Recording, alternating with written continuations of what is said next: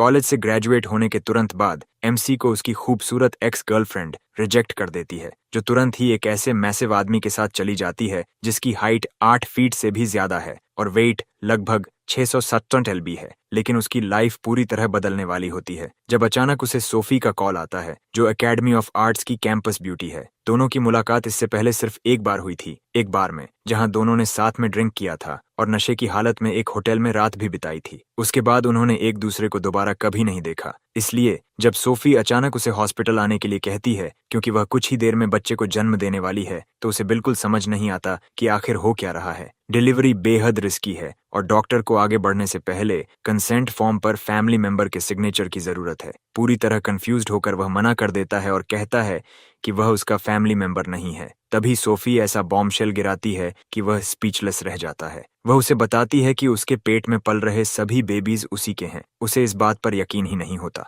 उसके हिसाब से सोफी जरूर किसी और के बच्चों की रिस्पॉन्सिबिलिटी उसके ऊपर डालने की कोशिश कर रही होगी। लेकिन जैसे ही वह कॉल काटने वाला होता है, उसके सामने अचानक एक mysterious super dad system activate हो जाता है। पहला मिशन है हॉस्पिटल जाकर कंसेंट फॉर्म पर साइन करना, जिसका रिवॉर्ड $26,000 है। दूसरा मिशन है डिलीवरी के दौरान सोफी के साथ रहना, जिसमें बेबी सप्लाईज और फॉर्मूला रिवॉर्ड के तौर पर मिलेंगे। और तीसरा मिशन है बच्चों के नाम रखना, जिसका रिवॉर्ड शेंजन में एक लग्जरी अपार्टमेंट है। तभी उसे एक इंपॉर्टेंट बात समझ आती है, अगर सिस्टम सच में एक्टिवेट हुआ है तो वे बेबीज वास्तव में उसी के होने चाहिए। एक भी सेकंड वेस्ट किए बिना वह सच जानने के लिए सीधे हॉस्पिटल की ओर निकल पड़ता है। जब वह वहां पहुंचता है तो सोफी की सीनियर उसे काल्म रखने की कोशिश कर रही होती है, जबकि बाकी सभी लोग बेचैनी से किसी के कंसेंट फॉर्म साइन करने का इंतजार कर रहे होते हैं। डॉक्टर समझाता है कि सोफी एक साथ 4 बेबीज को जन्म देने वाली है। क्वाड्रुप्लेट्स वाली प्रेगनेंसी बेहद रेयर होती है और डिलीवरी के दौरान रिस्क्स भी नॉर्मल प्रेगनेंसी की तुलना में बहुत ज्यादा होते हैं।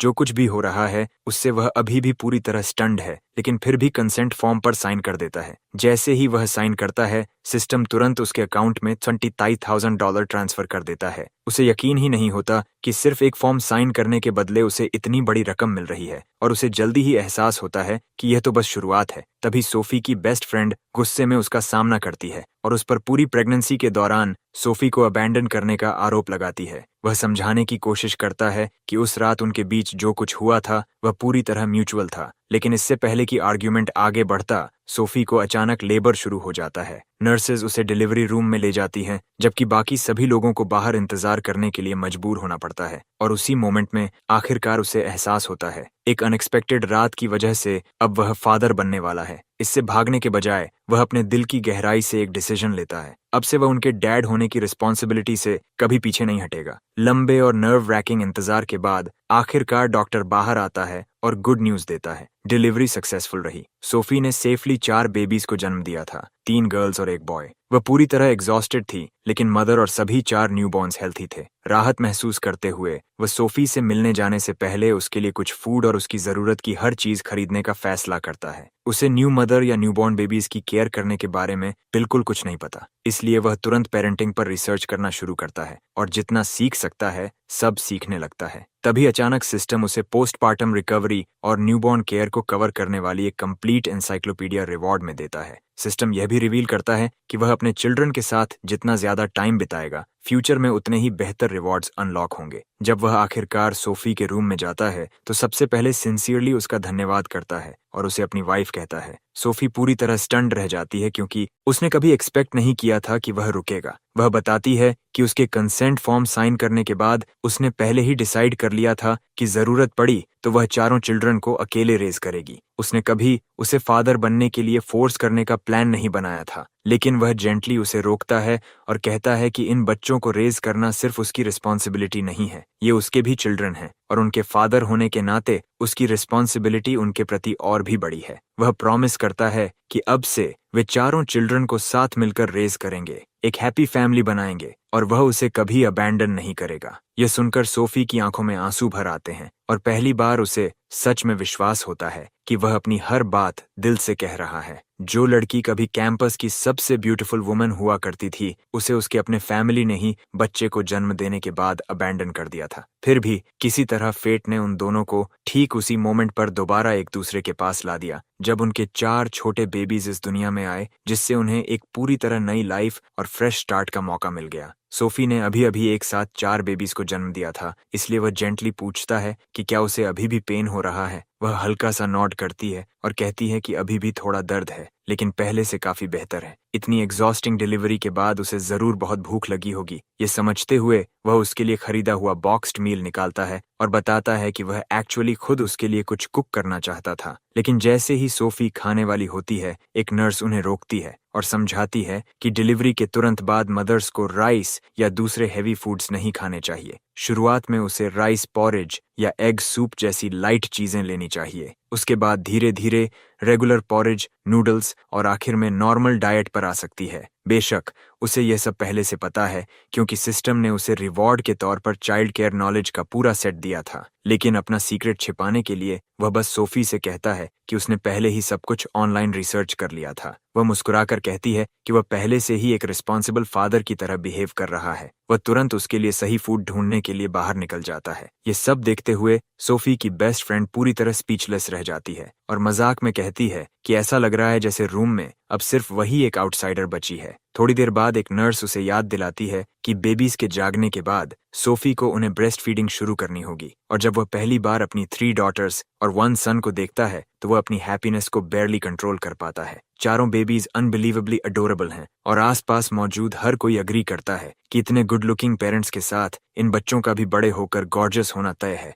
लेकिन जैसे ही वह अपने चिल्ड्रन को देखता है, सिस्टम एक बार फिर एक्टिवेट हो जाता है और इस बार रिवॉर्ड एब्सोल्युटली इंसेन है। उसे अचानक जून ग्रुप में 40% ओनरशिप स्टेक मिल जाता है, जो सिटी की सबसे बड़ी पब्लिकली ट्रेडेड कंपनीज में से एक है। वह पूरी तरह स्टन्ड रह जाता है, यहाँ तक कि सोफीज फैमिली बिजनेस के बैंकरप्ट होने से पहले भी उसकी तुलना जून ग्रुप जैसे कॉर्पोरेट जायंट से नहीं की जा सकती थी। एक वीक बाद सोफी और चारों बेबीज को आखिरकार हॉस्पिटल से डिस्चार्ज कर दिया जाता है। हर दिन सोफी सिंसियरली उसे चिल्ड्रन की केयर में मदद करने के लिए धन्यवाद देती है और मानती है कि अगर वह अकेली होती तो 4 न्यूबॉर्न्स को अकेले हैंडल करना उसके लिए बिल्कुल पॉसिबल नहीं होता। जब सभी उसके छोटे रेंटेड अपार्टमेंट में पहुंचते हैं तो सोफी ये देखकर सरप्राइज्ड होती है कि वह कितनी सिंपल लाइफ जीता है। तभी वह आखिरकार उसे अपने पास्ट के बारे में बताता है। वह कहता है कि कभी वह एक वेल्थी हेयर हुआ करता था और ऐसे फैमिली में बड़ा हुआ था जिसके पास कई बिल्डिंग्स और बिलियंस ऑफ डॉलर्स की एसेट्स थीं। लेकिन जब उसके पेरेंट्स की कंपनी बैंकरप्ट हो गई तो ओवरनाइट सब कुछ गायब हो गया।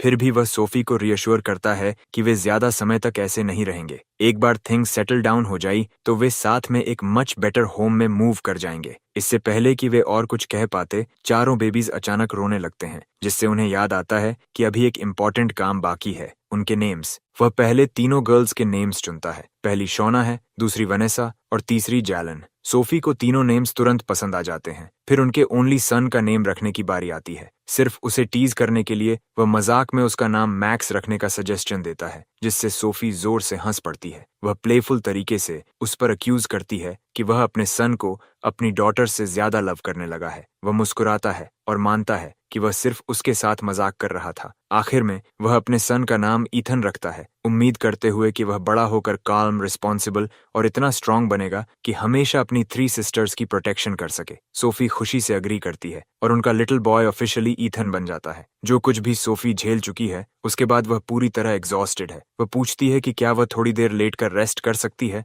और वह जेंटली उसे सो जाने के लिए कहता है, प्रॉमिस करते हुए कि जब तक वह रेस्ट करेगी वह चारों बेबीज की केयर करेगा। नेमिंग सेरेमोनी कंप्लीट होते ही सिस्टम अनाउंस करता है कि एक और मिशन क्लियर हो गया है। रिवॉर्ड के रूप में उसे शाशान रेजिडेंस में एक लग्जरी अपार्टमेंट मिलता है। सिस्टम उसे बताता है कि अपार्टमेंट की कीज पहले से ही उसकी पॉकेट में है। प्रॉपर्टी सर्टिफिकेट और सभी लीगल डॉक्यूमेंट्स लिविंग रूम की ड्रॉर में रखे हुए हैं। लेकिन वह अभी भी सोच रहा है कि सोफी को इतने एक्सपेंसिव अपार्टमेंट के बारे में आखिर कैसे समझाएगा। तभी उसका फोन अचानक रिंग करता है। दूसरी तरफ मौजूद आदमी उसे रिस्पेक्टफुली प्रेसिडेंट कहकर एड्रेस करता है और पूछता है कि वह कब वापस आकर कंपनी का चार्ज लेने की प्लानिंग कर रहा है। तभी उसे आखिरकार समझ आता है कि सिस्टम द्वारा दिया गया जोनलिन ग्रुप का 40% स्टेक वास्तव में क्या मतलब रखता है। वह सिर्फ एक मेजर शेयर होल्डर नहीं है, अब वह कंपनी का लार्जेस्ट शेयर होल्डर और उसका नया ओनर है। जब वह कंपनी पहुंचता है तो एवरीवन उस यंग मैन को कंफ्यूजन में देखने लगता है। उन्हें लगता है कि शायद वह गलत बिल्डिंग में आ गया है, क्योंकि सामने वाली सीट सिर्फ चेयरमैन के लिए रिजर्व्ड है। लेकिन जब वह काल्मली अनाउंस करता है कि वह जोनलिन ग्रुप का नया ओनर है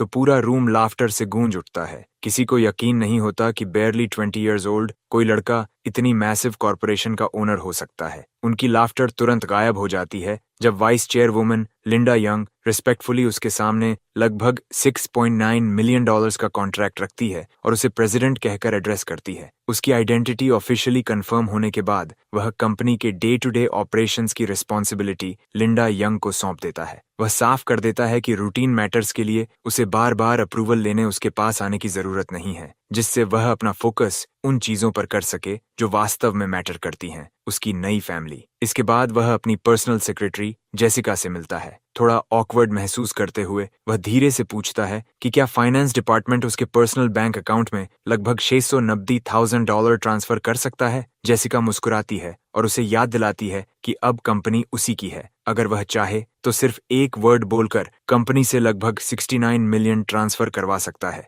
यह सुनकर वह ऑकवर्ड स्माइल देता है और कहता है कि फिलहाल $690,000 ही काफी है। जैसा कि एक्सपेक्टेड था, कुछ ही मिनट्स में मनी उसके अकाउंट में आ जाती है। सिस्टम से पहले मिल चुके पैसे को मिलाकर अब उसके पास पेरेंट्स का बिजनेस कोलैप्स होने के बाद जमा हुआ फैमिली डेट चुकाने के लिए जरूरत से ज्यादा पैसा है, जो टोटल में $400,000 से भी ज्यादा है। और उस डेट का एक एक डॉलर चुकाने के बाद भी उसके पास सोफी और उनके 4 चिल्ड्रन के लिए एक ब्यूटीफुल होम खरीदने के लिए काफी पैसा बच जाएगा। थोड़ी देर बाद वह सोफी से रेडी होने के लिए कहता है क्योंकि वह उसे एक स्पेशल जगह ले जाना चाहता है। क्यूरियस होकर वह पूछती है कि वे कहाँ जा रहे हैं, लेकिन वह सिर्फ मुस्कुराकर कहता है कि यह सरप्राइज है। तभी सोफी को अचानक एक इम्पॉर्टेंट बात याद आती है। अगर वे दोनों अपार्टमेंट से बाहर चले गए तो बेबीज की केयर कौन करेगा। वह उसे रीअश्योर करता है कि उसने पहले ही उसकी बेस्ट फ्रेंड को कॉल कर दिया है और वह कुछ समय के लिए चारों चिल्ड्रन को देखने के लिए अग्री कर चुकी है। ये सब अरेंज करने के बाद वह सोफी को उस जगह ड्राइव करके ले जाता है जिसे वह प्राउडली उनका न्यू होम कहता है। जैसे ही उसे पता चलता है कि वे शनशान रेजिडेंस के बाहर खड़े हैं, वह शॉक में फ्रीज हो जाती है। ये पूरे सिटी का सबसे लग्जूरियस रेजिडेंशियल कॉम्प्लेक्स था, जहां सबसे चीप अपार्टमेंट्स की कीमत भी tens of millions of dollars थी। वह कैजुअली एक्सप्लेन करता है कि उसने कुछ डेज पहले वहां एक अपार्टमेंट खरीदा था, लेकिन उसे अभी तक देखने का चांस नहीं मिला था, इसलिए वह चाहता था कि वे दोनों पहली बार अपना न्यू होम साथ में देखें। सोफी मुश्किल से अपनी सुनी हुई बातों पर बिलीव कर पाती है, लेकिन फिर भी उसके साथ अंदर चली जाती है। फिर सीन दूर से दिखाया जाता है। सोफीज एक्स बॉयफ्रेंड उन दोनों को देख लेता है और डिसबिलीफ में घूरने लगता है। वह सोचता है कि कहीं वह गलत पर्सन को तो नहीं देख रहा, क्योंकि उसकी जानकारी के हिसाब से उसके जैसा ब्रोक गाय उस जगह होम कभी अफोर्ड नहीं कर सकता था जो सिटी के वेल्थिएस्ट रेजिडेंट्स के लिए रिजर्व्ड थी। जैसे ही वे अपार्टमेंट के अंदर कदम रखते हैं, सोफी उस लग्जरी को देखकर पूरी तरह ब्लोन अवे हो जाती है। सिर्फ प्राइवेट कोर्टयार्ड ही 4300 स्क्वायर FT से ज्यादा बड़ा है, जिससे उनके 4 चिल्ड्रन को बड़े होते समय खेलने के लिए परफेक्ट जगह मिल जाएगी। होम का हर कॉर्नर अनबिलीवेबली एक्सपेंसिव दिखाई देता है और सोफी बस वहीं खड़ी होकर सब कुछ अब्जॉर्ब करती रहती है। ये देखकर कि उसे यह जगह कितनी पसंद आई है, वह सजेस्ट करता है कि वे अगले कुछ डेज में यहाँ मूव इन कर जाए, लेकिन सोफी हेजिटेट करती है। वह पॉइंट आउट करती है कि न्यूली रेनोवेटेड होम्स में फॉर्मल्डिहाइड जैसे हार्मफुल केमिकल्स हो सकते हैं, इसीलिए लोग आमतौर पर मूव इन करने से पहले उन्हें लंबे समय तक खाली रहने देते हैं। वह जल्दी से उसे रिअश्योर करता है कि रेनोवेशन एक्चुअली 3 इयर्स पहले कंप्लीट हो चुका था, इसलिए अब लिंगरिंग केमिकल्स को लेकर वरी करने की कोई वजह नहीं है। रिलीव्ड होकर सोफी हैप्पीली अग्री कर लेती है कि वे अगले ही दिन मूव इन कर जाएंगे। यहाँ तक कि उसकी बेस्ट फ्रेंड भी पूरी जगह देखकर स्टन्ड रह जाती है। उसके माइंड में एक ही क्वेश्चन बार बार चल रहा है, ये गाय इतने कम समय में इतना रिच कैसे हो गया। जब वे बाहर निकलते हैं तो वह उसे लंच के लिए रुकने का इनवाइट देता है, लेकिन वह पोलाइटली डिक्लाइन कर देती है क्योंकि उसके पहले से प्लान्स हैं। जैसे ही वे वापस होम पहुंचते हैं,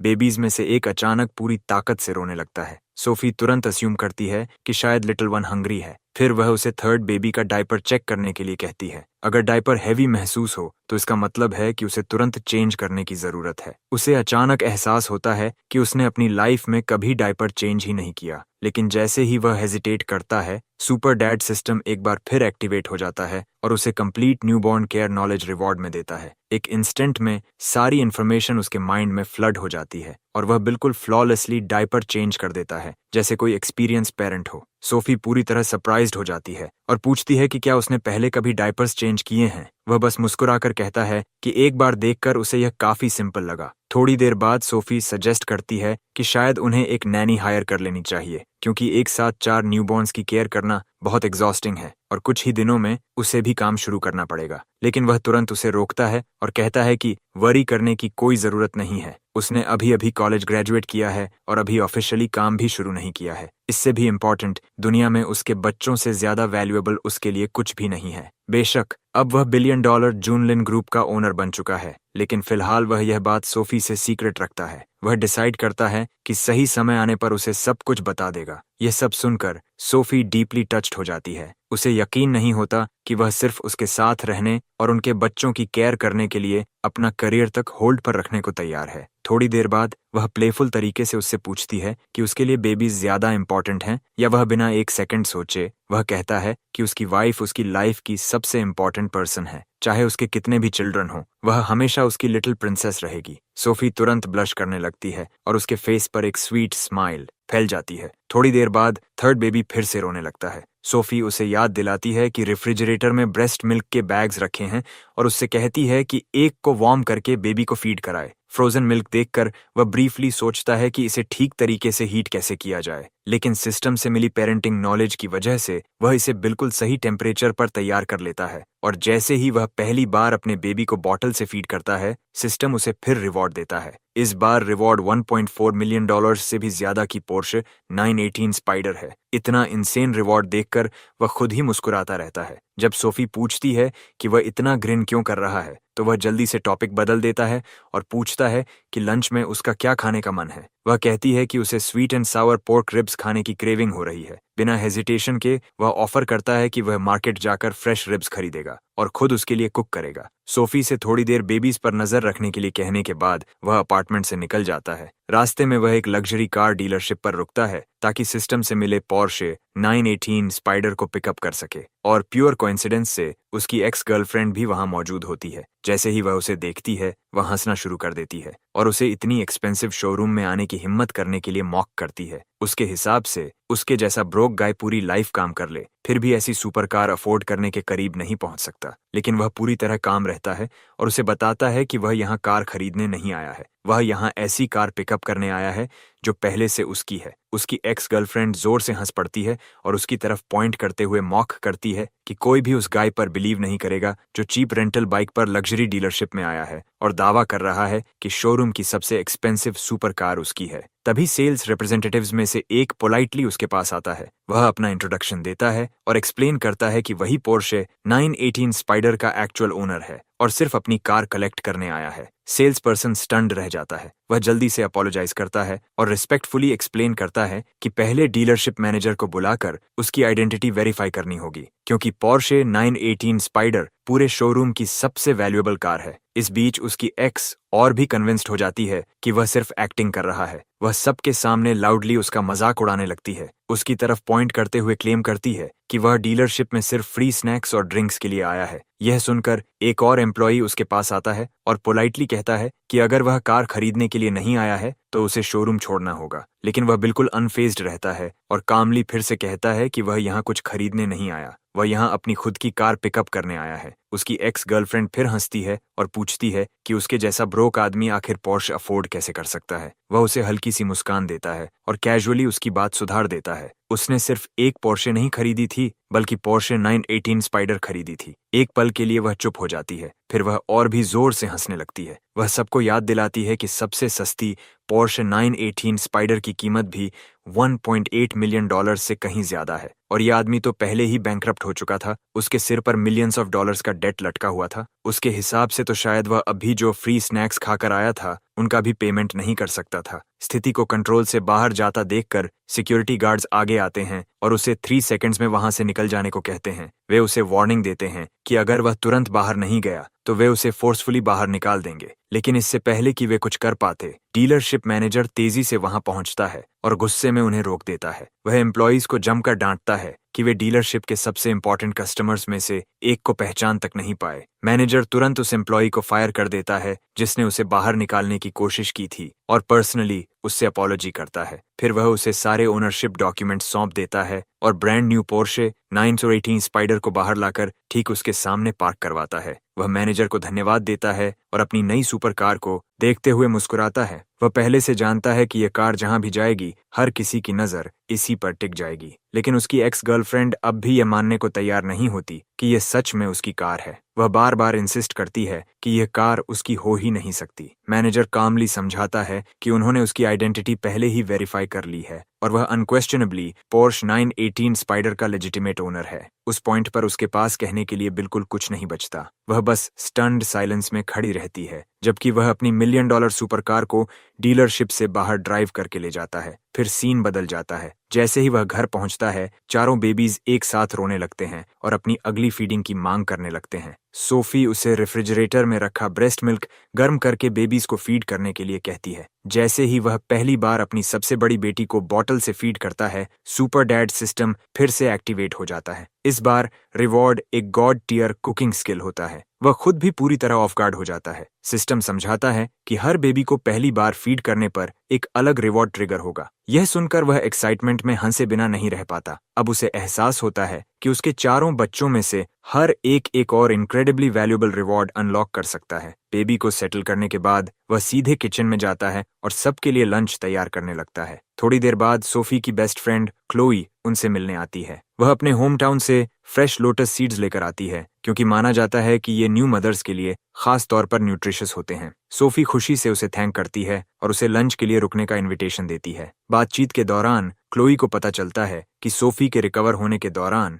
वह हर सिंगल डे पर्सनली उसके लिए तीनों मील्स तैयार कर रहा है। उसके रास्ते में आते समय उसने नेबरहुड में एक स्टनिंग पोर्श 918 स्पाइडर भी पार्क्ड देखी थी और वह इस बारे में बात करना बंद ही नहीं कर पा रही थी कि कार कितनी इनक्रेडिबल लग रही थी। कुछ ही देर में वह सबको डाइनिंग टेबल पर बुलाता है। जैसे ही वे अपने सामने रखे हुए फूड को देखते हैं, उनकी आंखें वाइड हो जाती हैं। हर डिश उसने स्क्रैच से खुद बनाई थी और इनक्रेडिबल अरोमा पहले ही पूरे घर में फैल चुका था। सोफी एक बाइट लेते ही तुरंत समझ जाती है कि उसकी कुकिंग समहाउ पहले से कई टाइम्स बेहतर हो गई है। क्लोई भी पूरी तरह ब्लोन अवे हो जाती है। उसके हिसाब से sweet and Sawar pork ribs इतने डिलिशियस हैं कि उसने अपनी पूरी लाइफ में कभी इतना अच्छा कुछ टेस्ट नहीं किया। एवरीवन इतनी एंथुजियाज्म से खाना शुरू करता है कि प्लेट्स में लगभग कुछ भी बाकी नहीं बचता। एम्प्टी डिशेस को देखते हुए सोफी जोकिंगली पूछती है कि उसने खुद कुछ क्यों नहीं खाया। वह हंसते हुए उसे बताता है कि सबको उस तरह फूड डिस्ट्रॉय करते हुए देखने के बाद उसके लिए एग्जैक्टली ज्यादा कुछ बचा ही नहीं था। बाद में जब सोफी डिशेस वॉश कर रही होती है, वह क्वाइटली उसके पीछे आती है और अपनी बाहें उसके चारों ओर लपेट देती है। वह थोड़ा कंसर्न्ड हो जाता है और जेंटली उसे याद दिलाता है कि डॉक्टर ने डिलीवरी के बाद कम से कम 2 मंथ्स तक नॉर्मल मैरिड लाइफ रिज्यूम करने का वेट करने की सलाह दी थी। सोफी मुस्कुराती है और उसे अश्योर करती है कि उसके माइंड में ऐसा कुछ नहीं था। वह सिर्फ उसे हग करना चाहती थी। ये सुनकर वह जेन्युइनली इमोशनल हो जाता है। वह उसे अपनी बाहों में खींच लेता है, उन सारी चीजों को देखता है जिनसे वह गुजरी है और सिंसियरली उसे उन सभी तकलीफों और सैक्रिफाइसेस के लिए धन्यवाद देता है जिन्हें उसने उनके 4 बच्चों को इस दुनिया में लाने के लिए सहा है। फिर सीन पलक झपकते ही बदल जाता है। 3 महीने बीत जाते हैं। इस दौरान वह कभी कभार जून लिन ग्रुप जाता है, लेकिन जितना पॉसिबल हो सके उतना टाइम वह घर पर सोफी और अपने चारों बच्चों के साथ बिताता है। सोफी की रिकवरी इनक्रेडिबल तरीके से होती है और उसका फिगर लगभग बिल्कुल वैसा ही हो जाता है जैसा प्रेगनेंसी से पहले था। उसे देखकर कोई भी कभी गेस नहीं कर सकता कि वह पहले ही 4 बेबीज को जन्म दे चुकी है। एक सुबह वह सोफी को दिन के लिए तैयार होते हुए देखता है और पूछता है कि वह कहाँ जा रही है। वह एक्सप्लेन करती है कि उसकी 3 महीने की मैटरनिटी लीव आखिरकार खत्म हो गई है, जिसका मतलब है कि उसे वापस वर्क पर जाना होगा। ये सुनते ही वह तुरंत ऑब्जेक्ट करता है। वह उससे कहता है कि अब उसे काम करने की जरूरत नहीं है। वह आसानी से उसके और 4 बच्चों के हर एक्सपेंस को कवर कर सकता है। वह बस इतना चाहता है कि वह घर पर रहे, अपनी फैमिली को एंजॉय करे और उन लोगों के साथ हैप्पी लाइफ जिए जिन्हें वह प्यार करती है। लेकिन सोफी पीछे हटने से मना कर देती है। वह उससे कहती है कि फैमिली को रेज करने की रिस्पॉन्सिबिलिटी सिर्फ एक पर्सन पर नहीं होनी चाहिए, उसकी भी कंट्रीब्यूट करने की रिस्पॉन्सिबिलिटी है। हर वुमन का अपना करियर और फाइनेंशियल इंडिपेंडेंस होना चाहिए, बजाय इसके कि वह पूरी तरह अपने हस्बैंड के मनी पर डिपेंड रहे। बेशक अब वह tens of billions of dollars की कंपनी का चेयरमैन बन चुका है, लेकिन सोफी को अब भी बिल्कुल आइडिया नहीं है कि वह असल में कौन है। आखिर में उसकी डिटर्मिनेशन देखकर वह उसे वापस वर्क पर जाने की परमिशन दे देता है।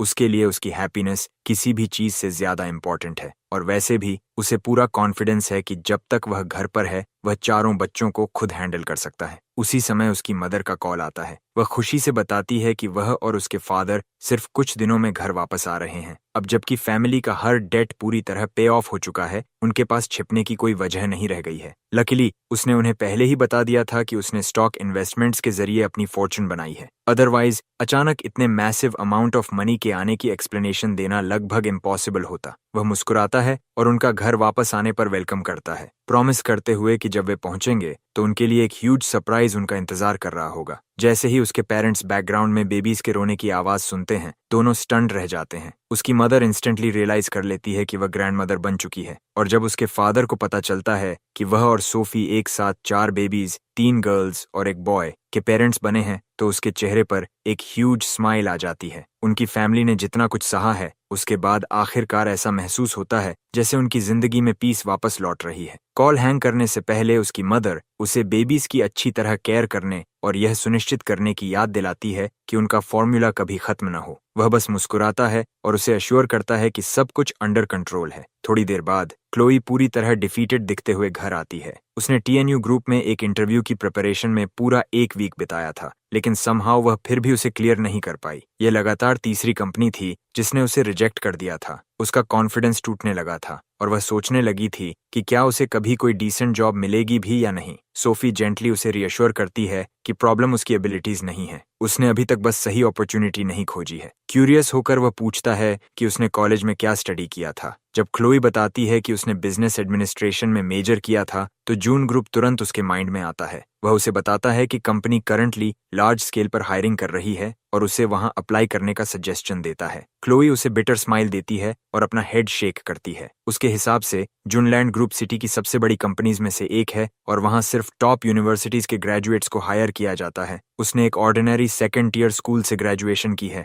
इसलिए वह मानती है कि कंपनी उसे कंसिडर तक नहीं करेगी, लेकिन वह मुस्कुराकर उसे बताता है कि ऐसा बिल्कुल नहीं है। जुनलैंड ग्रुप ऑर्डिनरी यूनिवर्सिटीज के टैलेंटेड ग्रेजुएट्स को भी चांस देता है, और as it happens they currently एक एक्सटर्नल रिलेशंस मैनेजर की तलाश कर रहे हैं, जो एक ऐसी पोजीशन है जो उसकी डिग्री से परफेक्टली मैच करती है। शुरुआत में क्लोई को मुश्किल से विश्वास होता है, लेकिन जब उसे पता चलता है कि मिनिमम क्वालिफिकेशन सिंपली अ कॉलेज डिग्री है, तो उसकी आंखों में होप की एक स्पार्क वापस आ जाती है। उसकी बातों से एनकरेज्ड होकर वह अगले ही दिन जून ग्रुप में इंटरव्यू देने जाने का फैसला करती है। उसके कॉन्फिडेंस देने के लिए ग्रेटफुल होकर वह सोफी का डिनर पर रुकने का इनविटेशन एक्सेप्ट कर लेती है, इस उम्मीद में कि उसे एक बार फिर उसकी इनक्रेडिबल कुकिंग स्किल्स से बना मील एंजॉय करने को मिलेगा। इसके बाद वह क्वाइटली अपनी सेक्रेटरी जेसिका फैंग को कॉल करता है। वह उसे एक सिंपल ऑर्डर देता है। अगर अगले 2 दिनों के भीतर क्लोई चेन नाम की कोई woman external relations manager position के लिए इंटरव्यू देने आए, तो इंश्योर करना कि इंटरव्यू स्मूथली हो और उसे फेयर चांस मिले। जेसिका इस अनयूजुअल रिक्वेस्ट से थोड़ी कंफ्यूज्ड हो जाती है और सोचने लगती है कि शायद क्लोई का उसके बॉस के साथ कोई स्पेशल कनेक्शन है। फिर भी वह कोई सवाल नहीं पूछती और इसे हैंडल करने के लिए अग्री कर जाती है। बाद में वह और सोफी अपने 4 बेबीज को लेकर बाहर वॉक पर जाते हैं। वह खुशी खुशी बच्चों के साथ खेलता है और उन्हें जेंटली हवा में उठाता है। साथ ही यह इंश्योर करता है कि वे पूरी तरह सेफ रहें। सोफी हंसते हुए उसे केयरफुल रहने के लिए कहती है, लेकिन वह इंसिस्ट करता है कि बच्चों को कम उम्र से ही ब्रेव होना सीखना चाहिए। उसे बेबीज के साथ इतना मजा करते देखकर पूरा एटमॉस्फेयर वार्म और लाइवली हो जाता है। अचानक एक बेबी रोने लगता है। उस लिटिल वन को काल्म करने के लिए वह कुछ म्यूजिक बजाता है। जैसे ही वह ऐसा करता है, सुपर डैड सिस्टम फिर से एक्टिवेट हो जाता है और इस बार उसे गॉड टियर म्यूजिक नॉलेज मिलता है। एक इंस्टेंट में वह म्यूजिक थ्योरी का मास्टर बन जाता है, लेकिन बात यहीं खत्म नहीं होती। सिस्टम उसके वोकल कॉर्ड्स को भी अपग्रेड कर देता है, जिससे उसे इनक्रेडिबल सिंगिंग वॉइस मिलती है। इतना इंसेन रिवॉर्ड मिलने के बाद उसके चेहरे पर एक और ह्यूज स्माइल फैल जाती है। जब सोफी उससे पूछती है कि वह इतना खुश क्यों है, तो वह हमेशा की तरह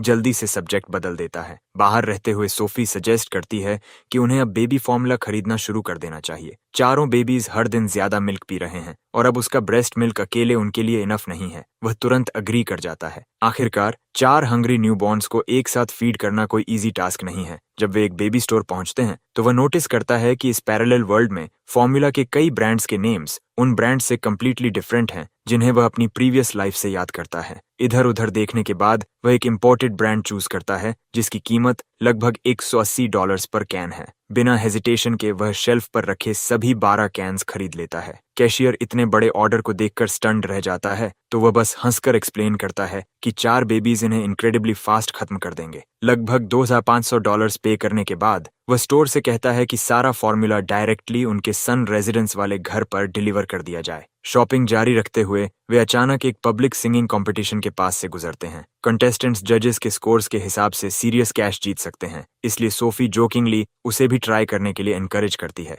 होस्ट उसे माइक्रोफोन देता है और स्टेज पर इनवाइट करता है। जब होस्ट पूछता है कि बैकिंग ट्रैक के लिए वह कौन सा सॉन्ग प्ले करवाना चाहेगा, तो वह काल्मली मना कर देता है और कहता है कि उसे किसी अकम्पनीमेंट की जरूरत नहीं है। ऑडियंस तुरंत सरप्राइज्ड हो जाती है, क्योंकि बिना किसी म्यूजिक के पूरी तरह सिंगिंग करना ऐसी चीज है जिसे बहुत कम लोग वास्तव में पुल ऑफ कर सकते हैं। वह पहले से जानता है कि उसकी प्रीवियस लाइफ के कई फेमस सॉन्ग्स इस पैरेलल वर्ल्ड में एग्जिस्ट ही नहीं करते। एक पल सोचने के बाद वह ऐसा सॉन्ग गाने का फैसला करता है जिसे क्राउड में किसी ने कभी नहीं सुना होगा। रिकॉर्डेड म्यूजिक इस्तेमाल करने के बजाय वह बस एक गिटार बोरो करने के लिए कहता है। अपनी newly acquired god tier music knowledge के साथ वह सभी को कंप्लीटली स्पीचलेस करने के लिए रेडी है। वह गिटार उठाता है और अनाउंस करता है कि वह ये सॉन्ग उस वुमन को डेडिकेट करना चाहता है जिससे वह सबसे ज्यादा प्यार करता है। वह इस इवनिंग को सोफी के लिए ऐसी याद बनाना चाहता था जिसे वह अपनी पूरी लाइफ याद रखे। जैसे ही वह गाना शुरू करता है, पूरा एटमॉस्फेयर साइलेंट हो जाता है। हर लिरिक उनकी स्टोरी को परफेक्टली डिस्क्राइब करता हुआ लगता है।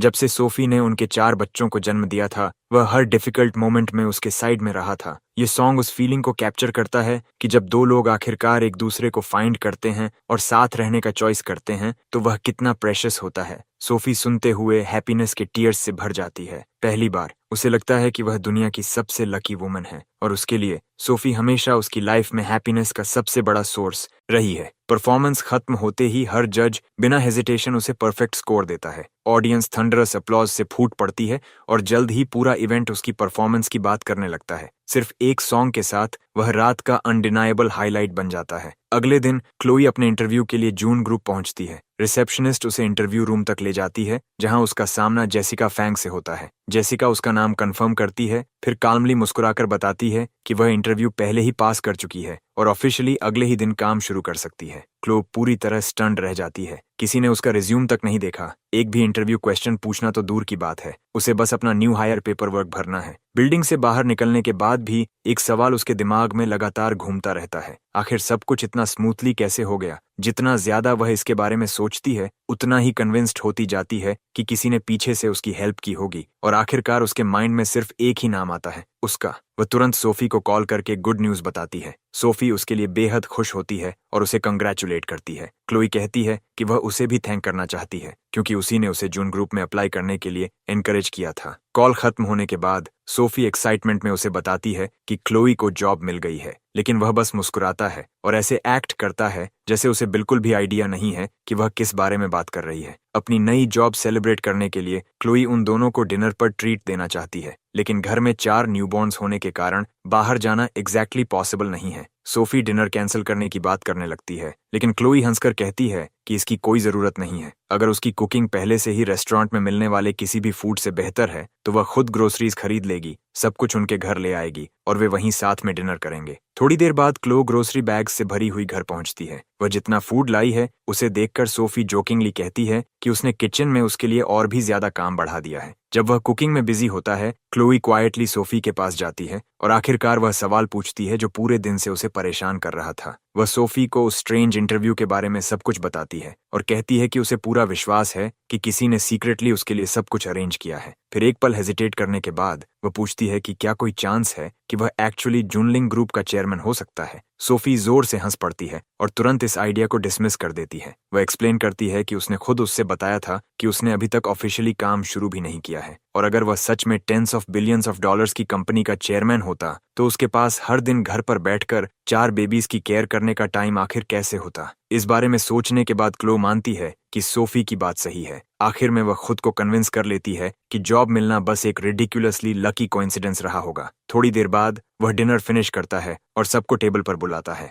उन दोनों को इतना अफेक्शनेट देखकर क्लोई जोकिंगली कंप्लेंट करती है कि वे उसके सामने प्रैक्टिकली फ्लर्टिंग कर रहे हैं। सोफी हंसती है और जवाब देती है कि अगर क्लोई सच में इतनी क्यूरियस है तो उसे बस रात यहीं स्टे करना चाहिए और सब कुछ खुद देख लेना चाहिए। दोनों बेस्ट फ्रेंड्स एक दूसरे को टीज करते हुए जोर से हंसने लगती हैं। शाम तक हेवी रेन शुरू हो जाती है। सोफी को क्लो के अकेले अकेले ड्राइव करके घर जाने की चिंता होती है और वह उससे उसे राइड देने के लिए कहती है। क्लोव पहले मना करती है और कहती है कि वह बस कैब कॉल कर लेगी, लेकिन दोनों के इंसिस्ट करने के बाद वह आखिरकार अग्री कर जाती है। अगली सुबह उसकी मदर कॉल करके बताती है कि वह और उसके फादर एयरपोर्ट पहुंच चुके हैं। वह एक्साइटेड हो जाता है और तुरंत उन्हें पिकअप करने के लिए निकल पड़ता है। इस बीच सोफी जल्दी से कुछ अच्छा पहन लेती है क्योंकि वह अपने फ्यूचर इन लॉज पर गुड फर्स्ट इंप्रेशन डालना चाहती है। रात को बारिश में ड्राइव करने के बाद उसकी पोर्श अभी भी शॉप पर है, इसलिए इस बार वह एयरपोर्ट जाने के लिए एक दूसरी लग्जरी कार लेता है। जैसे ही उसके पेरेंट्स उस एक्सपेंसिव कार को देखते हैं, वे पूरी तरह स्टन्ड रह जाते हैं। सिर्फ कुछ महीनों में उनके सन ने न केवल मिलियंस का फैमिली डेट चुका दिया था,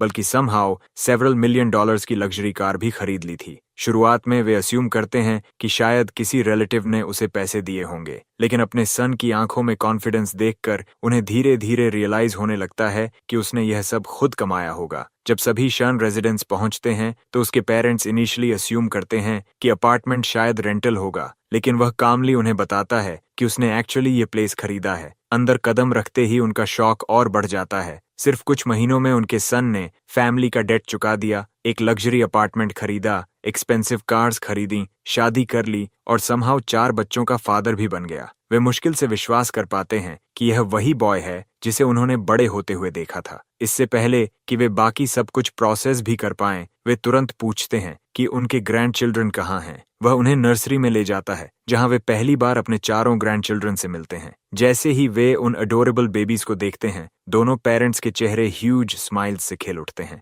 फिर वह किचन में जाता है और सबके लिए मील प्रिपेयर करना शुरू कर देता है। इससे उसके पेरेंट्स और भी सरप्राइज्ड हो जाते हैं। जब वह बड़ा हो रहा था तब उनका सन एक भी मील कुक नहीं कर सकता था, लेकिन अब वही अपने पूरे फैमिली के लिए एक कंप्लीट फीस्ट प्रिपेयर कर रहा है। अपने सन को इतना मैच्योर होते देखकर उसके फादर को इनक्रेडिबल रिलीफ महसूस होता है। हस्बैंड और फादर बनने के बाद उनका सन ऐसा इंसान बन गया था जो न सिर्फ अपनी फैमिली की रिस्पॉन्सिबिलिटी लेता था, बल्कि पूरे दिल से उनकी केयर भी करता था। जब वह कुकिंग में बिजी होता है, उसके पेरेंट्स लिविंग रूम में बैठकर सोफी से बात करते हैं और धीरे धीरे उसके और फैमिली की सिचुएशन के बारे में सब कुछ जानते हैं। अपने 4 3-month ओल्ड ग्रैंड चिल्ड्रन को देखते हुए वे एक और इम्पॉर्टेंट मैटर उठाते हैं। अब जब बेबीज आ चुके हैं, उनका मानना है कि कपल के लिए ऑफिशियली अपनी वेडिंग सेरेमनी करना सही समय है। दोनों बिना हेजिटेशन अग्री करते हैं और अपने पेरेंट्स से सेरेमनी के लिए एक अच्छा डेट चूज करने के लिए कहते हैं। कुछ और टाइम साथ बिताने के बाद वह अपने पेरेंट्स को उनके साथ मूव इन करके रहने का इनविटेशन देता है, लेकिन वे जेंटली मना कर देते हैं। वे पहले ही अपने होम टाउन वापस जाने का डिसीजन ले चुके थे। उनका मानना है कि न्यूली वेड्स को अपनी लाइफ बिल्ड करने के लिए स्पेस चाहिए और पेरेंट्स की सबसे इंपॉर्टेंट रिस्पॉन्सिबिलिटीज में से एक ये समझना है कि अपने बच्चों की मैरिज से कब दूर रहना चाहिए। बेशक जब भी उन्हें अपने ग्रैंड चिल्ड्रन की याद आएगी, वे खुशी से विजिट करने वापस आएंगे। इस बीच सोफी ऑफिस में एक और ब्रूटल डे के बाद कंप्लीटली एग्जॉस्टेड दिखती है। उसका एक कोवर्कर उसका टायर्ड फेस नोटिस करता है और पूछता है कि क्या वह पिछली रात ठीक से सोई नहीं थी। सोफी वीरी स्माइल देती है और एडमिट करती है कि 4 बेबीज पूरी रात रोते रहे, इसलिए उसे बेयरली कोई स्लीप मिली। थोड़ी देर बाद उसका फोन रिंग करता है। उसकी मदर का कॉल होता है जो वार्मली पूछती है कि वह कैसी है। वेदर कोल्डर हो रहा है, इसलिए वह सोफी को वार्मली ड्रेस करने की रिमाइंडर देती है और पूछती है कि जो मनी उसने पहले भेजा था क्या वह इनफ था। वह यहाँ तक ऑफर करती है कि अगर सोफी को जरूरत हो तो वह अनदर पावर $400 भेज देगी। सोफी तुरंत मना कर देती है और कहती है कि और मनी भेजने की कोई जरूरत नहीं है। उसकी मदर सरप्राइज्ड होकर पूछती है कि क्या वह ऑलरेडी वापस वर्क पर जा चुकी है या फिर अब भी इस बात से अपसेट है कि उसकी मदर उससे मिलने नहीं आ सकी। फिर वह एक्सप्लेन करती है कि वह ट्रिप क्यों नहीं कर पाई। कुछ दिन पहले सोफीज फादर की ट्यूमर के लिए सर्जरी हुई थी और वह उनकी पूरी रिकवरी के दौरान उनके साथ रही थी। इसी वजह से वह ट्रैवल नहीं कर सकी थी। यह सुनकर सोफी तुरंत पूछती है कि उसके फादर अब कैसे हैं। उसकी मदर उसे रीअश्योर करती है कि सर्जरी सक्सेसफुल रही और उनकी रिकवरी अच्छी चल रही है। फिर सीन बदल जाता है। वर्क डिस्कशन खत्म करने के बाद जेसिका फैंग उनके घर से निकलने वाली होती है। ठीक उसी मोमेंट सोफी वर्क से वापस लौट रही होती है और एक एलिगेंट यंग वुमन को अपने घर से बाहर निकलते हुए नोटिस करती है। पास से गुजरते समय वह वुमन पोलाइटली सोफी को मिसेस चेन कहकर ग्रीट करती है। ये देखकर सोफी के माइंड में तुरंत सस्पिशन आने लगता है। जैसे ही वह अंदर जाती है, वह सीधे उसके पास जाती है और उससे क्वेश्चनिंग शुरू कर देती है। टीजिंग स्माइल के साथ वह जोक करती है कि अगर वह थोड़ी देर और घर आती तो पता नहीं वह अंदर क्या देख लेती। उसे तुरंत रियलाइज हो जाता है कि सोफी ने गलत आइडिया समझ लिया है। वह जल्दी से एक्सप्लेन करता है कि वह वुमन सिर्फ उसकी सेक्रेटरी थी। सोफी कंप्लीटली साइलेंट हो जाती है। उसे यह तक नहीं पता था कि उसकी कोई कंपनी है, पर्सनल सेक्रेटरी होना तो दूर की बात है। उसके फेस पर कंफ्यूजन देखकर वह आखिरकार ट्रूथ का एक हिस्सा रिवील करता है। वह एक्सप्लेन करता है कि कई इयर्स पहले उसने सीक्रेटली कुछ मनी इन्वेस्ट किया था, यहाँ तक कि अपने पेरेंट्स को भी नहीं बताया था। समय के साथ वे इन्वेस्टमेंट्स बढ़ते गए और आखिरकार वह कंपनी का लार्जेस्ट शेयर होल्डर बन गया। ये सुनने के बाद भी सोफी पूरी तरह कन्विंस्ड नहीं होती। एक सवाल उसे लगातार परेशान करता रहता है, अगर जेसिका सिर्फ उसकी सेक्रेटरी थी तो वह उनके घर क्यों आई थी। वह तुरंत इसका भी आंसर क्लियर कर देता है और एक्सप्लेन करता है कि जेसिका सिर्फ कुछ बेबी पाउडर डिलीवर करने आई थी क्योंकि बच्चों को हीट रैश हो गया था। उसी समय एक बेबी रोने लगता है और जब सोफी उसकी स्किन पर रैश नोटिस करती है तो वह तुरंत पैनिक करने लगती है, लेकिन वह काल्म रहता है और उसे रीअश्योर करता है। वह उसे बताता है कि बाथ टाइम के दौरान वे मेडिकेटेड बेबी पाउडर इस्तेमाल करेंगे और कुछ ट्रीटमेंट्स के बाद रैश पूरी तरह क्लियर हो जाना चाहिए। जैसे ही वह जेंटली एक बेबी की आई वाइप करता है, सुपर डैड सिस्टम अचानक एक बार फिर एक्टिवेट हो जाता है। इस बार सिस्टम उसे एक पावरफुल एबिलिटी रिवॉर्ड करता है जिसे आइज ऑफ इनसाइट कहा जाता है। इसकी मदद से वह तुरंत ट्रूथ और लाइज में फर्क कर सकता है, काउंटरफिट मनी को जेन्युइन बिल्स से डिस्टिंग्विश कर सकता है, ऑथेंटिक एंटीक्स को आइडेंटिफाई कर सकता है और यहाँ तक कि यह भी सेंस कर सकता है कि किसी के इंटेंशंस अच्छे हैं या मलिशियस। इस एबिलिटी की शेयर पावर उसे एक मोमेंट के लिए स्टंट कर देती है। जब सोफी पूछती है कि क्या हुआ तो वह बस उसे बताता है कि वह बेबी की आई में गिरी हुई एक आईलैश निकाल रहा था। उस शाम सोफी उसे डिनर के लिए बुलाती है। खाना खाते समय वह सजेस्ट करती है कि अगले दिन वे उसके पेरेंट्स से मिलने जाएं ताकि वह ऑफिशियली उनसे मिल सके। वह खुशी से एग्री करता है, लेकिन फिर रियलाइज करता है कि उसने अपने फ्यूचर फादर इन लॉ के लिए एक भी गिफ्ट प्रिपेयर नहीं किया है। सोफी उसे बताती है कि उसके डैड को टी पीना बहुत पसंद है और उन्हें एंटीक्स और फेमस पेंटिंग्स कलेक्ट करने का भी ऑब्सेशन है। यह सुनकर वह एक एंटीक शॉप जाने और उनके लिए कुछ स्पेशल ढूंढने का फैसला करता है। जैसे ही वे एंटीक शॉप पहुंचते हैं, ओनर एक्साइटमेंट के साथ उन्हें एक के बाद एक आइटम्स दिखाना शुरू कर देता है। एक पॉइंट पर वह इतना कैरिड अवे हो जाता है कि आउटरेजस क्लेम कर देता है और कहता है कि एक एंटीक कभी एक एंशिएंट एम्परर का हुआ करता था। लेकिन जब उसे तुरंत कॉल आउट किया जाता है तो वह जल्दी से बैक ट्रैक करता है और खुद को करेक्ट करता है। फिर वह उसे एक फेमस पेंटिंग दिखाता है और कॉन्फिडेंटली दावा करता है कि यह एक रिनाउंड मास्टर की ओरिजिनल वर्क है और इसके लिए लगभग $40,000 मांगता है। लेकिन आइज ऑफ इनसाइट की वजह से वह स्कैम को तुरंत स्पॉट कर लेता है। जिस पेंटिंग को ओनर डेस्परेटली बेचने की कोशिश कर रहा है उसकी असली वैल्यू बहुत कम है। फिर शॉप में बिखरी हुई सभी पेंटिंग्स के बीच उसकी नज़र एक और पेंटिंग पर पड़ती है जो जेन्युइनली एक मास्टरपीस है और पोटेंशियली एक फॉर्च्यून के वर्थ की है। उसके चेहरे पर नोइंग स्माइल आती है और बिना ये रिवील किए कि उसने क्या डिस्कवर किया है, वह उसी पेंटिंग को चूज कर लेता है। शॉप ओनर खुशी से सेल कंप्लीट कर देता है, पूरी तरह अनअवेयर कि उसने अपने पूरे स्टोर का सबसे वैल्यूएबल ट्रेजर उसकी असली वर्थ के एक टाइनी फ्रैक्शन में बेच दिया है। इस बीच सोफी के पेरेंट्स अगले दिन अपनी डॉटर के घर आने की बात कर रहे होते हैं। उसके फादर अभी भी कई ईयर्स पहले हुई घटना को लेकर एंग्री हैं। उन्हें याद है कि जब सोफी प्रेग्नेंट हुई थी तो उन्होंने गुस्से में उसे घर से निकाल दिया था क्योंकि उनका मानना था कि रिस्पॉन्सिबल मैन ने उनकी डॉटर का फ्यूचर बर्बाद कर दिया था। अब वह 4 बच्चों की मदर थी। हालांकि वह अभी भी सिचुएशन के बारे में हार्शली बात करता है, उसकी वाइफ जेंटली उसे याद दिलाती है कि डीप डाउन वह अपनी डॉटर को पहले ही फॉरगिव कर चुका है। सोफी अब भी उसकी लिटिल गर्ल है और किसी पुराने मिस्टेक की वजह से पूरी फैमिली को हमेशा डिवाइडेड रखने का कोई मतलब नहीं है। अगला दिन करीब आता है और वह अपने फ्यूचर फादर इन लॉ से मिलने को लेकर इंक्रीजिंगली नर्वस हो जाता है। जब सोफी उसके फॉरहेड पर स्वेट नोटिस करती है तो वह हंसकर उसे टीज करती है और कहती है कि उसे इतना नर्वस होने की जरूरत नहीं है, उसके डैड उसे खा नहीं जाएंगे। जब आखिरकार दोनों उसके पेरेंट्स के घर पहुंचते हैं तो उसे देखते ही उसके फादर का एंगर एक्सप्लोड हो जाता है। वह तुरंत उसे बाहर निकल जाने का ऑर्डर देता है और पूछता है कि उसने सोफी को पहले अबैंडन क्यों किया था। लेकिन कॉन्फ्रंटेशन इससे आगे बढ़ पाता उससे पहले सोफी अपने फादर को एक मच मोर इम्पोर्टेंट बात याद दिलाती है। चिल्लाना शुरू करने से पहले उन्हें अपने 4 ग्रैंड चिल्ड्रन से मिलना चाहिए। ये सुनते ही ओल्डर कपल तुरंत अपना अटेंशन बेबीज की ओर कर देता है। जैसे ही वे अपने एडोरेबल ग्रैंड चिल्ड्रन को गोद में उठाते हैं, उनका सारा एंगर धीरे धीरे मेल्ट अवे हो जाता है। परफेक्ट अपॉर्चुनिटी देखकर सोफीज मदर क्वाइटली उसे बताती है कि पिछले 1 साल में उसका हस्बैंड कितना भी स्टबन क्यों न रहा हो, डीप डाउन उसे लंबे समय से अपने के पर रिग्रेट था। उसका प्राइड ही उसे इसे एडमिट करने से रोक रहा था। आखिरकार काल्म होने के बाद सोफीज फादर पहली बार उसे अच्छी तरह देखता है। उसका हैंडसम अपीयरेंस, पोलाइट नेचर और रिस्पेक्टफुल एटीट्यूड देखकर यह समझना इजी हो जाता है कि उसकी डॉटर ने सब कुछ होने के बावजूद उसके साथ रहने का चॉइस क्यों किया। फिर वह रिस्पेक्टफुली अपने फादर इन लॉ के लिए लाए गिफ्ट्स प्रेजेंट करता है। ये जानते हुए कि ओल्डर मैन को एंटीक्स कितने पसंद हैं, वह उसे एक पेंटिंग देता है और एक्सप्लेन करता है कि यह टैंग बोहो की famous work spring dwelling in the mountains की रिप्रोडक्शन है। सोफीज फादर कैजुअली इंसिस्ट करता है कि यह सिर्फ एक रेप्लिका है, लेकिन उसके चेहरे की ह्यूज स्माइल साफ दिखाती है कि उसे यह गिफ्ट बेहद पसंद आया है।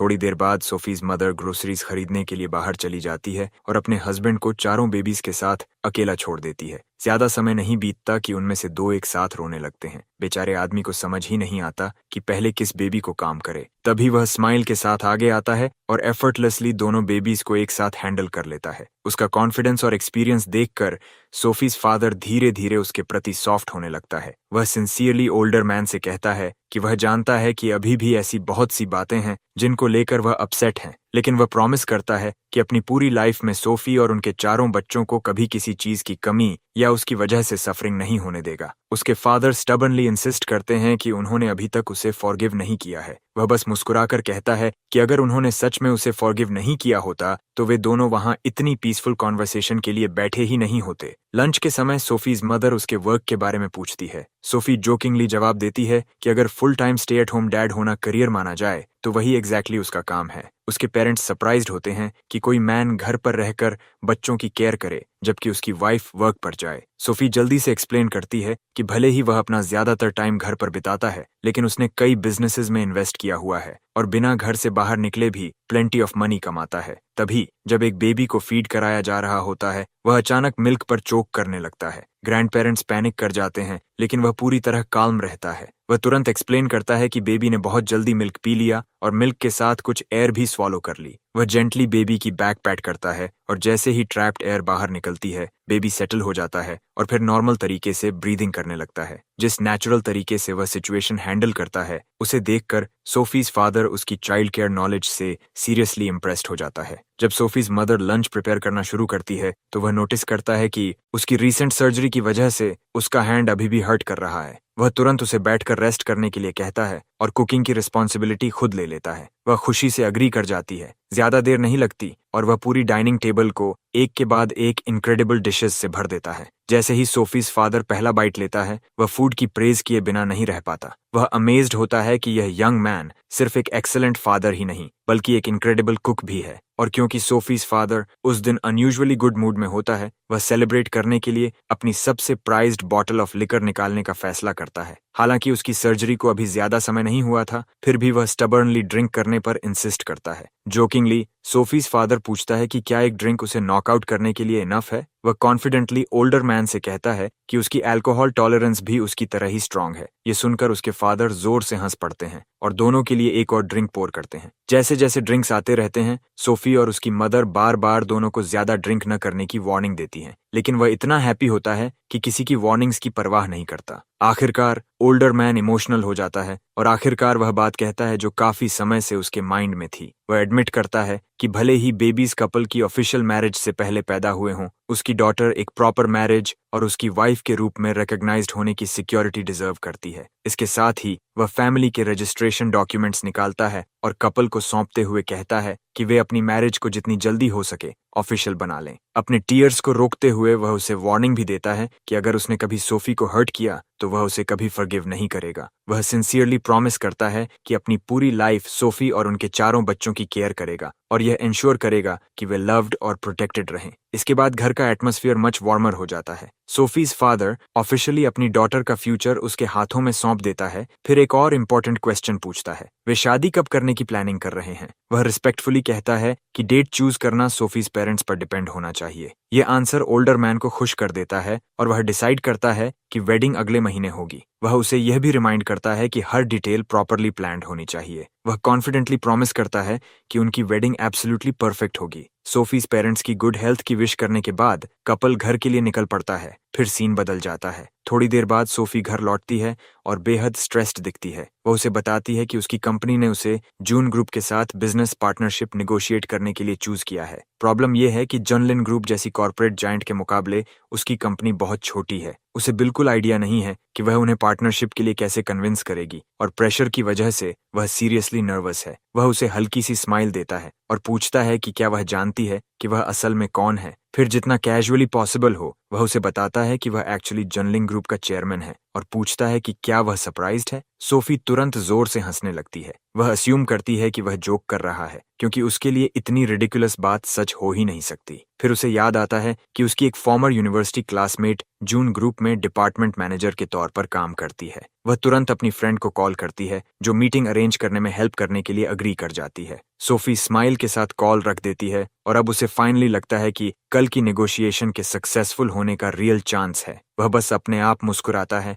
लेकिन मन ही मन सोचने से खुद को रोक नहीं पाता कि सोफी इस पूरी चीज को जरूरत से कहीं ज्यादा कॉम्प्लिकेटेड बना रही है। जैसे ही वह उसकी नजर से दूर होती है वह क्वाइटली जून ग्रुप के एक सीनियर एग्जीक्यूटिव को कॉल करता है और उसे डायरेक्ट ऑर्डर देता है। अगले दिन जब हावी ग्रुप के रिप्रेजेंटेटिव्स पार्टनरशिप डिस्कस करने आते हैं तो डील को बिना किसी कॉम्प्लिकेशन के तुरंत अप्रूव कर दिया जाए। उनके लिए चीजों को डिफिकल्ट बनाने की बिल्कुल कोई वजह नहीं है। सीनियर एग्जीक्यूटिव इतने स्ट्रेट फॉरवर्ड ऑर्डर से थोड़ा सरप्राइज्ड होता है लेकिन बिना एक भी सवाल पूछे तुरंत अग्री कर जाता है। आखिरकार प्रेसिडेंट का डिसीजन हमेशा फाइनल होता है। अगले दिन जब सोफी पार्टनरशिप डिस्कस करने जून ग्रुप पहुंचती है तो अनएक्सपेक्टेडली उसकी मुलाकात अपनी फॉर्मर कॉलेज क्लासमेट लिली पिया से हो जाती है जो यूनिवर्सिटी के दिनों में कैंपस ब्यूटी हुआ करती थी। लिली एरोगेंट स्माइल के साथ सोफी को ऊपर से नीचे तक देखती है। वह तुरंत अस्यूम कर लेती है कि सोफी सिर्फ किसी फेवर की जरूरत की वजह से वहां आई है। फ्रेंडली होने का दिखावा करते हुए लिली उसे मैनेजर लू से इंट्रोड्यूस कराने की ऑफर करती है लेकिन सोफी को मीटिंग रूम में ले जाने के बजाय वह उसे कहीं और ले जाती है। चलते चलते लिली आखिरकार बताती है कि वह वास्तव में क्या चाहती है। वह सोफी से कहती है कि मैनेजर लू से मिलने से पहले उसे डायरेक्टर जांग को हैप्पी करना होगा। वह यहाँ तक एडमिट करती है कि उसने पिछली रात डायरेक्टर जांग को सोफी की पिक्चर दिखाई थी और उसे देखते ही वह इंटरेस्टेड हो गया था। फिर वह सोफी का मजाक उड़ाते हुए कहती है, इतनी वैल्यूएबल पार्टनरशिप फ्री में नहीं मिलती। हर किसी को अपनी चाहत पाने के लिए कुछ न कुछ छोड़ना पड़ता है। इस बीच क्लोई को कंपनी के अंदर सोफी दिखाई दे जाती है। उसके चेहरे पर वरीड लुक देखकर वह तुरंत पूछती है कि क्या हुआ। सोफी उसे डायरेक्टर जैंग की डिस्गस्टिंग डिमांड से लेकर लिली के सेटअप तक सब कुछ बताती है। क्लोई फ्यूरियस हो जाती है। उसे विश्वास नहीं होता कि वर्क पर इतना रिस्पेक्टेबल एक्ट करने वाला कोई इंसान क्लोज्ड डोर्स के पीछे इतना करप्ट हो सकता है। वह तुरंत सोफी को वार्निंग देती है कि अब से डायरेक्टर जैंग और लिली दोनों से दूर रहे। इस बीच डायरेक्टर जेनांग और लिली पूरी तरह कन्विंस्ड होते हैं कि सोफी के पास उनकी डिमांड्स एक्सेप्ट करने के अलावा कोई चॉइस नहीं है। इसलिए वे जानबूझकर उसे घंटों वेट करवाते हैं और आखिर में वापस आकर झूठ बोलते हैं कि बाकी सभी लोग पहले ही जा चुके हैं। उन्हें लगता है कि सोफी इतनी डेस्परेट हो जाएगी कि आखिरकार गिव इन कर देगी। डायरेक्टर जैंग कॉन्फिडेंटली उससे कहता है कि अगर वह उसकी कंडीशंस अग्री कर लेती है तो वह तुरंत मैनेजर लू से पार्टनरशिप अग्रीमेंट साइन करवा देगा। लेकिन सोफी जवाब दे भी पाती उससे पहले जेसिका फैंग अचानक रूम में आ जाती है। बिना एक सेकंड वेस्ट किए वह सीधे डायरेक्टर जेन से पूछती है कि अचानक एक लो लेवल डिपार्टमेंट डायरेक्टर को मैनेजर लू की तरफ से डिसीजंस लेने की अथॉरिटी कब मिल गई। क्लोई आगे आती है और उसे पूरी ट्रूथ बताती है। वह एक्सप्लेन करती है कि डायरेक्टर जेनांग ने अपनी पोजीशन अब्यूज की और उसकी फ्रेंड को कंप्लीटली इनअप्रोप्रिएट और अनरीजनेबल कंडीशंस एक्सेप्ट करने के लिए फोर्स करने की कोशिश की। डायरेक्टर जांग अपना डिफेंस भी कर पाता उससे पहले जेसिका अनाउंस कर देती है कि इफेक्टिव इमीडिएटली डायरेक्टर जांग और लिली पियाओ दोनों को जून ग्रुप से फायर किया जाता है। डायरेक्टर जेनंग पैनिक कर जाता है और एक और चांस के लिए बेगिंग करने लगता है। वह कहता है कि उसके मॉर्गेज पर अभी भी मिलियंस ऑफ डॉलर्स बाकी हैं और जॉब खोने से उसकी लाइफ बर्बाद हो जाएगी। लेकिन जेसिका जरा भी सिंपैथी नहीं दिखाती। वह बस दोनों को अपना सामान पैक करने और कंपनी से तुरंत निकल जाने का ऑर्डर देती है। उन दोनों से डील करने के बाद जेसिका रिस्पेक्टफुली सोफी से अपोलोजाइज करती है और पर्सनली मैनेजर लू को रूम में बुलाती है। सब कुछ फाइनली क्लियर होने के बाद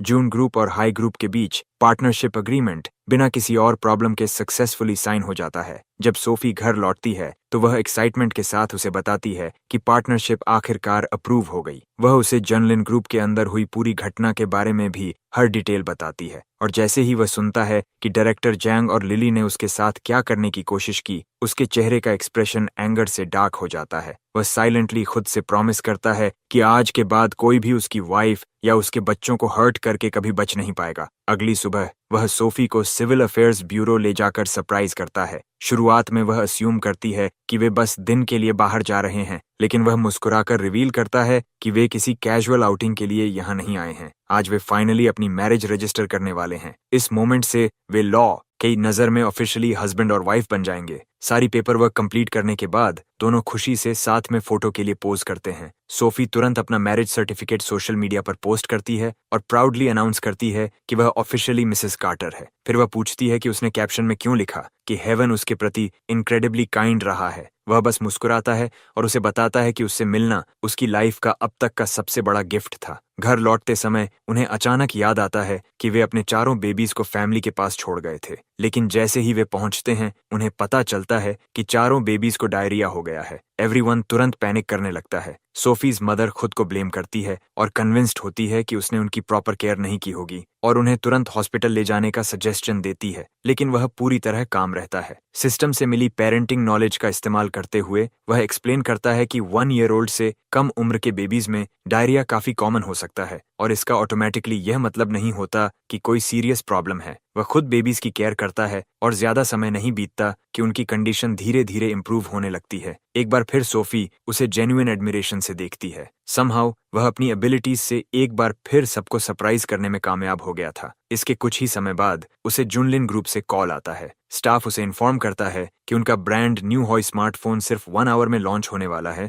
और पूछता है कि क्या वह हमेशा की तरह प्रेस कॉन्फ्रेंस अटेंड करने वाला है। वह अग्री करता है और कहता है कि वह थोड़ी देर में कंपनी पहुंच जाएगा। इस बीच क्लोई को जर्नलिंग ग्रुप में कोई ऐसा पर्सन दिखाई देता है जो ऑलमोस्ट बिल्कुल उसी जैसा दिखता है। उसे पूरी तरह श्योर नहीं है, लेकिन रिजेम्बलेंस इतना स्ट्रांग है कि उसे इग्नोर करना पॉसिबल नहीं है। इसीलिए वह सोफी को इसके बारे में बताती है। पहली बार सोफी के माइंड में एक रियल सस्पिशन पैदा होता है। वह सोचने लगती है कि क्या उसके हस्बैंड ने उससे कहीं बड़ी कोई बात छिपाई है, जितना उसने कभी इमेजिन भी नहीं किया था। जैसे जैसे उनकी वेडिंग डे करीब आती है, वह सोफी के लिए एक ऐसा वेडिंग रिंग ढूंढने का फैसला करता है जिसे वह कभी भूल न सके। परफेक्ट रिंग की शॉपिंग करते समय उसकी अचानक अपने पुराने फ्रेंड जेसन जो से मुलाकात हो जाती है। जेसन पहले ही उनकी मैरिज अनाउंसमेंट ऑनलाइन देख चुका था, इसलिए वह स्माइल के साथ उसे कंग्रेचुलेट करता है और जोक करता है कि आखिरकार उसने उस गर्ल से शादी कर ही ली जिस पर कभी इतने सारे लोग क्रश रखते थे। जब वह एक्सप्लेन करता है कि वह एक high and diamond wedding ring की तलाश में है, तो जेसन कॉन्फिडेंटली कहता है कि वह उसके लिए परफेक्ट रिंग ढूंढ सकता है। लेकिन इससे पहले कि वे अपनी कॉन्वर्सेशन आगे बढ़ा पाते, पूरे सिटी में यह न्यूज़ फैल जाती है कि जून ग्रुप ने ऑफिशियली अपना ब्रांड न्यू स्मार्टफोन लॉन्च कर दिया है। फोन की कीमत लगभग $12,400 है, लेकिन जैसे ही लोग उसका फ्यूचरिस्टिक होलोग्राफिक डिस्प्ले देखते हैं, इंटरनेट एक्सप्लोड हो जाता है। हर कोई रेवोल्यूशनरी डिजाइन और ऐसी टेक्नोलॉजी की बात करने लगता है जो अपने टाइम से कई ईयर्स आगे लगती है। बाद में जब सोफी घर आती है तो उसकी नज़र तुरंत उसके हाथ में मौजूद ब्रांड न्यू स्मार्टफोन पर पड़ती है। वह पूरी तरह स्टन्ड रह जाती है क्योंकि फोन अभी भी प्री ऑर्डर स्टेज में है और रेगुलर कस्टमर्स के लिए रिलीज तक नहीं हुआ है। इस पॉइंट पर वह अपनी क्यूरियोसिटी को और रोक नहीं पाती। वह सीधे उसकी आंखों में देखती है और पूछती है कि क्या वह उससे कुछ छिपा रहा है। शुरुआत में वह सवाल को टालने की कोशिश करता है, लेकिन फिर सोफी पूछती है कि क्या वह उस दिन जर्नलिन ग्रुप गया था। उसे रियलाइज हो जाता है कि अब ट्रूथ छिपाने का कोई पॉइंट नहीं है, इसलिए वह एडमिट करता है कि वह सच में वहां गया था क्योंकि कंपनी का नया स्मार्टफोन ऑफिशियली लॉन्च हुआ था। ये बात सोफी को और भी कंफ्यूज कर देती है। वह पॉइंट आउट करती है कि आमतौर पर इस तरह के इवेंट में कंपनी का ओनर ही अटेंड करता है। एक बार फिर वह वही बात दोहराता है जो वह उसे कई बार पहले बता चुका है। वह जॉन ग्रुप का चेयरमैन है, लेकिन इस बार अपनी आंखों से फोन देखने और सभी क्लूज को एक साथ जोड़ने के बाद सोफी आखिरकार रियलाइज कर लेती है कि वह शुरुआत से ही उसे सच बता रहा था। उसकी ट्रू आइडेंटिटी जानने के बाद भी सोफी को लगता है कि जर्नलिन ग्रुप जैसी मैसिव कंपनी को रन करना उसकी एबिलिटीज से बहुत आगे की बात है। इसीलिए वह उसे कंपनी ज्वाइन करने और उसके साथ मिलकर बिजनेस मैनेज करने के लिए एनकरेज करता है, लेकिन सोफी तुरंत मना कर देती है। वह एक्सप्लेन करती है कि उसने बिजनेस मैनेजमेंट नहीं बल्कि डांस में डिग्री की है, इसीलिए उसे नहीं लगता कि वह इतनी बड़ी रिस्पॉन्सिबिलिटी संभालने के लिए क्वालिफाइड है। वह बस मुस्कुराता है और उसे रीअश्योर करता है कि उसे सब कुछ अकेले नहीं करना होगा। उसके आसपास हाईली कैपेबल असिस्टेंट्स की एक टीम होगी जो उसे गाइड करेगी और उसकी ज़रूरत की हर चीज़ हैंडल करेगी। उसकी बातें सोफी को वह कॉन्फिडेंस देती हैं जिसकी उसे ज़रूरत थी, और इस बारे में सोचने के बाद वह आखिरकार कंपनी ज्वाइन करने और उसके साथ मिलकर बिजनेस बिल्ड करने के लिए अग्री कर जाती है।